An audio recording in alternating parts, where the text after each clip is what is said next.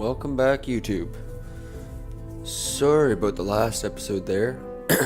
I forgot to check the recording time and it decided to stop because I can only record up to 10 minutes.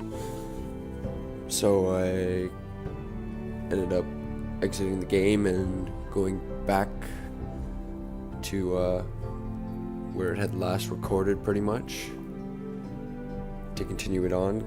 And I also noticed that it stopped the sound like 30 seconds from the end, so I figured might as well record just before that as well. So we are gonna continue from here. I, the Queen Regent, and Tyrion, the Master of Coin. The girl has a remarkable talent for answering questions while in fact saying nothing at all. Old allegiances are not easily abandoned. But now that the war is over, we must look to rebuild and forge new alliances. There are ships and shields to be built, and Joffrey will need a steady supply of ironwood for his armies. I'm told there are others who would happily serve that purpose, but I trust we can rely on House Forrester. Forster Ironwood does seem rather unique. Yes, Your Grace. It would be a shame to see it fall into the hands of another house. I imagine you'd do almost anything to prevent that from happening, wouldn't you? Ask any Lannister, and they'd do whatever was necessary to save Casterly Rock. It would be unfortunate to see another house lay claim to what's yours. Yes, Your I Grace. guess I'll go with that. I would do anything. I see. What would you have the girl do, Cersei? It's not as if she fought beside the Starks, wielding a battle axe for the Northern Army. It raises an interesting question, I suppose. Can we truly blame those who end up on the wrong side of the war? Our dear Marjorie here was betrothed to Renly Baratheon on the false assumption that he would one day rule the Seven Kingdoms. Can we fault her for her mistake? Should she be held accountable?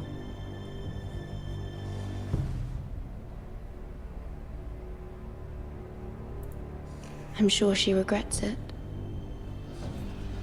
Perhaps. I Perhaps not. hope that didn't If there's a point piss to off this, Marjorie. I hope you find it quickly. I don't want to make Marjorie mad. Loyalty can be such a hard thing to define. This city alone is filled with all sorts of ambitious opportunists looking to reinvent themselves, pretending to be something they're not. Who knows what lurks within their hearts? You are a girl from the north, here in service to Lady Marjorie. One can only assume her interests are yours. Yet loyalty to a king, that must be absolute, beyond question. And if your loyalties were to become conflicted between your king and the very person whom you serve, what would you do then? I'm sure she Let the would. girl answer the question. Go on. My loyalties would never conflict, Your Grace. That's a coward's answer.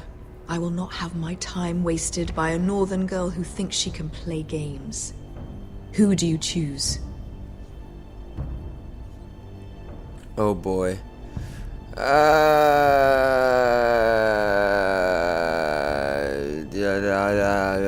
She king, wants to of hear course. that. Well said. I was beginning to worry you didn't have your Hopefully that priorities straight. Piss Marjorie off either. She is a threat to the crown, isn't she? The most dangerous handmaiden in all of King's Landing. Man, such hard decisions. My sense is this girl will say almost anything to get what she wants, Yes, kinda. which is not very encouraging. Ah, this is stressful. I'd like a word with you, if I may. Of course, Your Grace. Please don't be pissed, Marjorie. You're awesome. I don't want to piss you off. You're nice. I'll walk you out. This may come as a surprise, but I met your father once, at the tourney at Lannisport. Even then he didn't trust Roose Bolton. We only spoke briefly, but your father struck me as an honorable man. You have my condolences for his loss. These would be trying times for your family, even under the best of circumstances.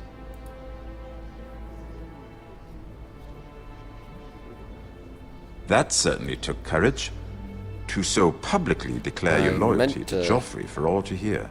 Poor Lady Marjorie was humiliated, although Cersei seemed quite pleased.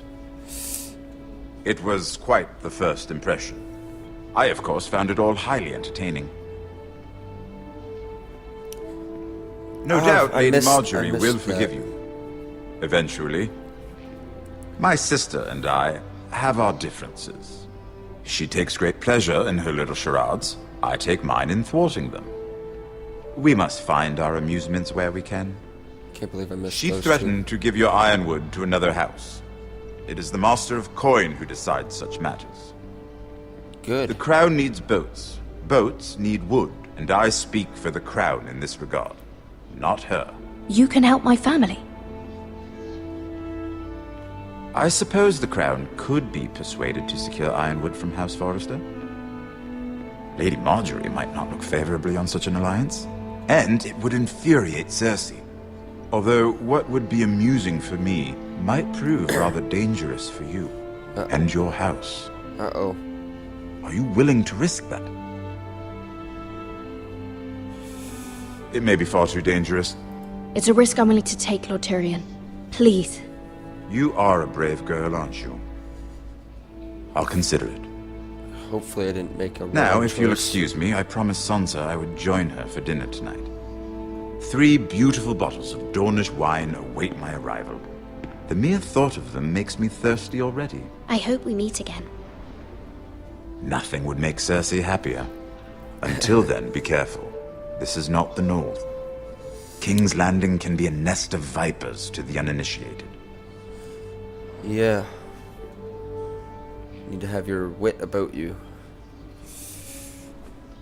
Stressful conversations.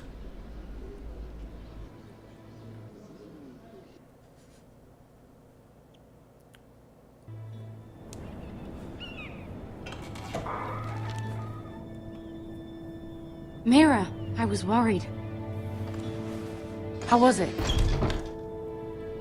Cersei has a way of looking at you as though you're nothing. It's more than a little intimidating. It didn't go very well. I'm sorry. Cersei is known for being rather difficult. But at least it's over now. Lady Marjorie has spent the entire day working on seating arrangements for the wedding.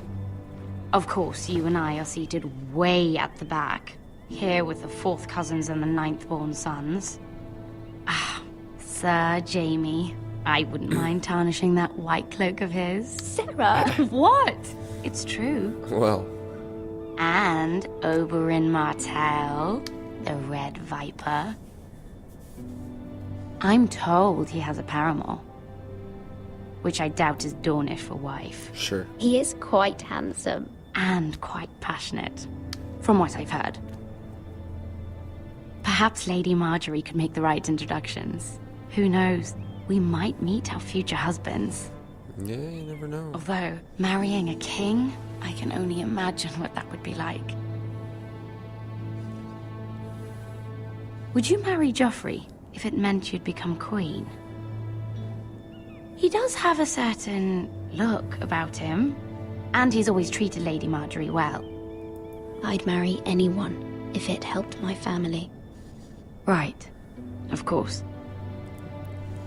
Well, Yeah, that I would kinda marry ruined the him. mood, though. Imagine the power you would have as Queen of the 7 Kingdoms. I'm sorry, guys. I'm gonna have to pause it there.